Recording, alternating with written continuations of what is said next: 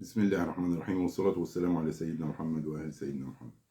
أول شيء نقول ألف مبروك للنادي الأهلي. اشتراكه في بطولة السوبر، والوفد اللي جه من الاتحاد الأفريقي والاتحاد الدولي واجتمعوا مع مجلس إدارة النادي الأهلي، وخدوا كل الكلام اللي قاله الأهلي وبينفذوه.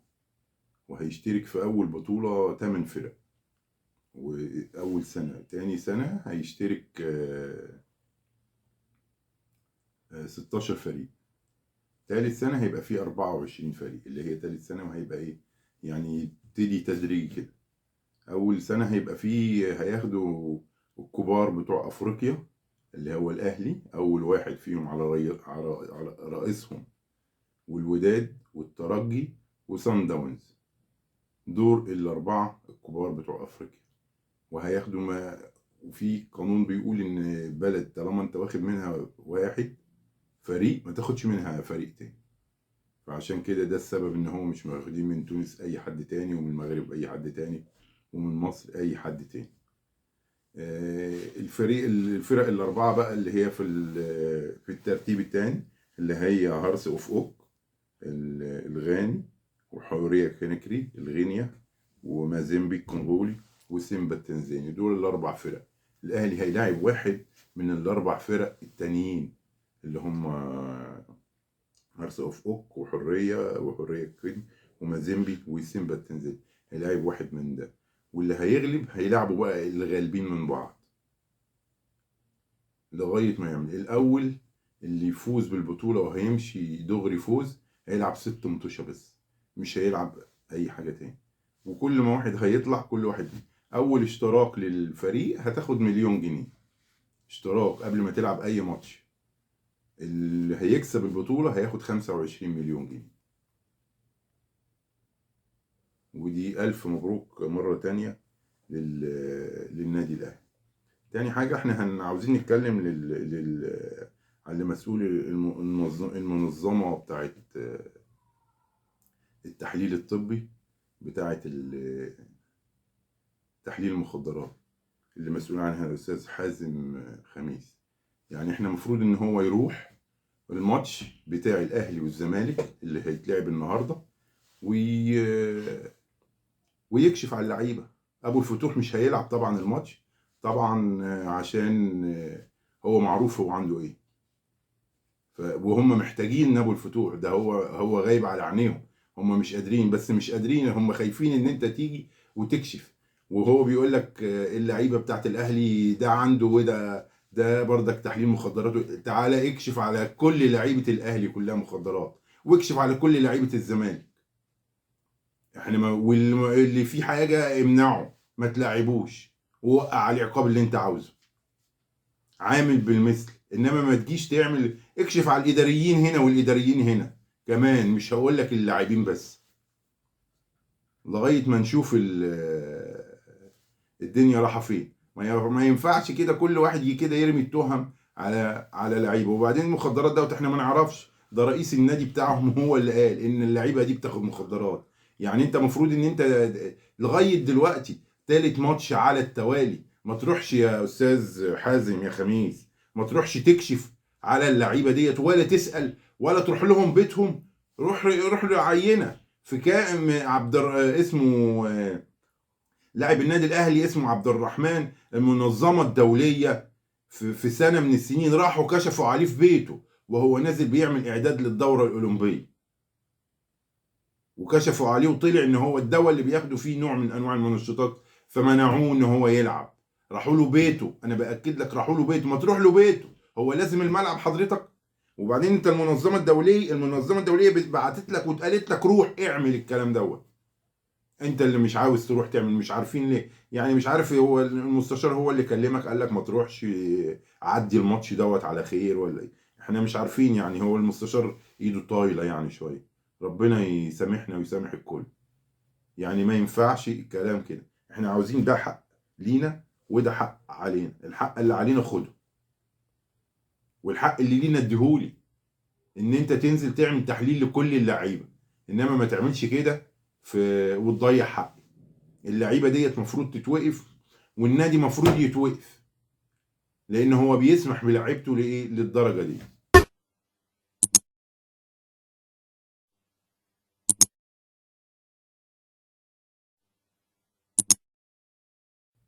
تاني حاجه احنا عاوزين نتكلم عن الروح الرياضيه.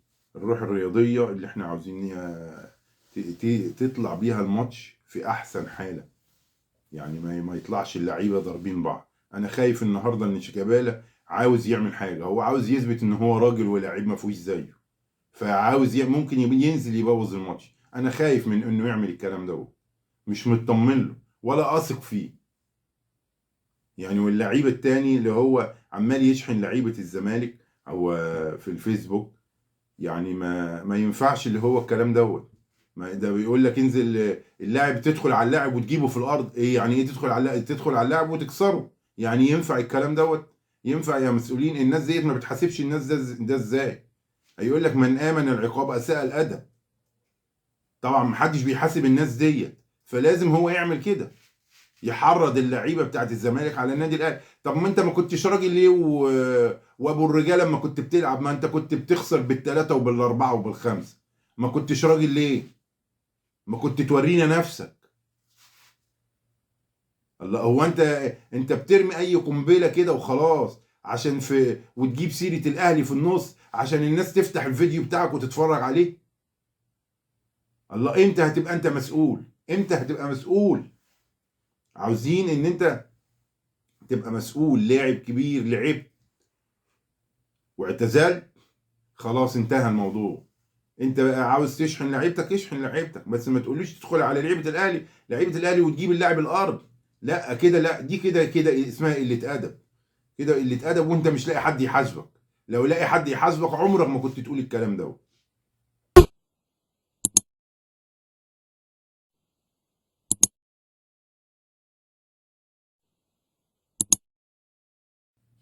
تاني حاجه الناقد الرياضي اللي هو كان طالع في قناه الزمالك وبيقول لك الزمالك اتاسس 1907. هو انت ناقد رياضي وزملكاوي وما انت شارب ايه قبل ما تروح الاستوديو؟ يعني انت المفروض انت تبقى عارف نادي الزمالك اتأسس 1911 مش 1907. وما تأسسش عشان المقاومة الشعبية. وزي ما انت بتقول 1907 اتأسس النادي الأهلي عشان كانوا الإنجليز مانعين الاجتماعات لطلبة المدارس العليا، مانعين الاجتماعات. فالأهلي سعد زغلول أول رئيس نادي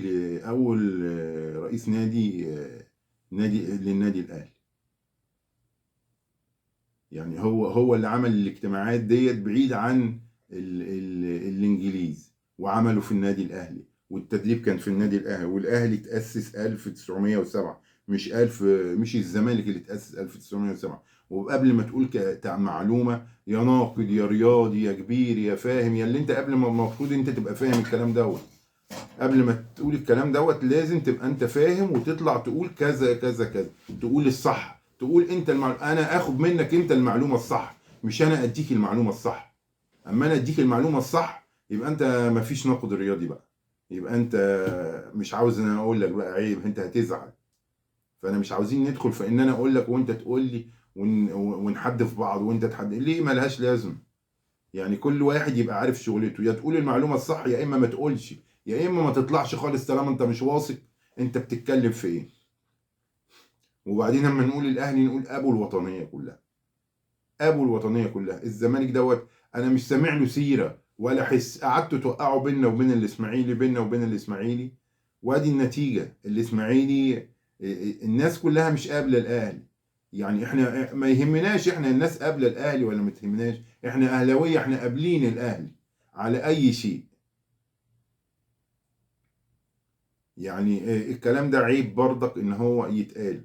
وبرضك انا في حلقات تانية انا هجيب الناس اللي بتتكلم عن الاهلي وبتوقع بينه وبين الاسماعيلي، ان الكلام دوت انا هجيبه. بس انا لسه برتب لها عشان اجيب حاجات معلومات ابقى انا واثق منها، مش ان انا ابقى قاعد زي حضرتك كده هوت وبتكلم في معلومه وما اناش عارف دي صح ولا غلط، ولا ده مين اللي قايلها لي، ولا ده واحد على القهوه قايلها لي، مش عارف. يعني انا مش عارف. انا بعد كده مش هاخد منك كلمه انت صح، سواء صح او سواء غلط، انت طالما انت قلت كلمه يبقى غلط، لان انت ما قلتش الحقيقه وقلت معلوماتك غلط. تاكد من معلوماتك قبل ما تقولها. الاهلي تاسس 1907، الزمالك انا بقول لك اهو 1911، النادي بتاعك اللي انت بتشجعه، اللي انت ليك الانتماء ليه. 1911، 1911 انا بقول لك كذا مره كذا مره عشان تحفظها.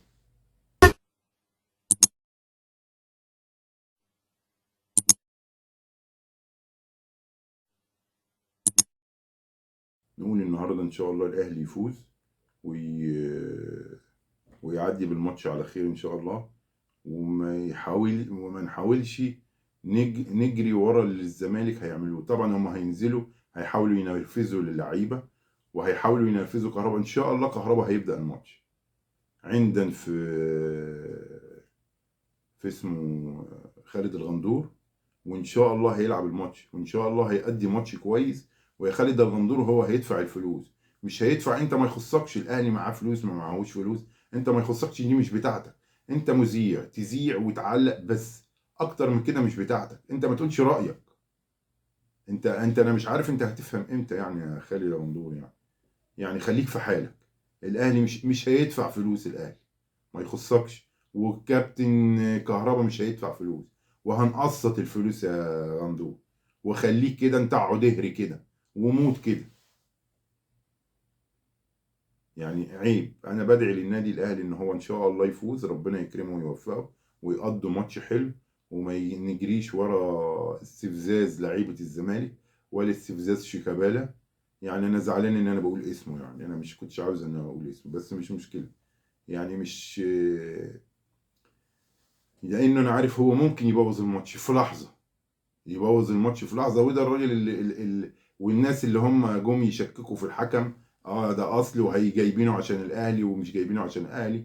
والكابتن اللي هو بيقول لك قمر الدوله ده حكم رابع، والحكم لما الرئيسي يتصاب الرابع هيحكم وهيحكم للاهلي. انت مين انت اصلا؟ انت كابتن، انت اصلا مرفوض من مجلس الاداره. انت مين اللي سمح لك ان انت تتكلم؟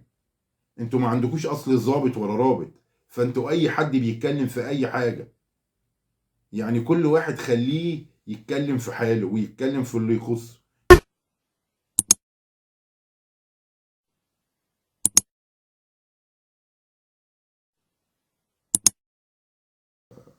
سيف زاهر.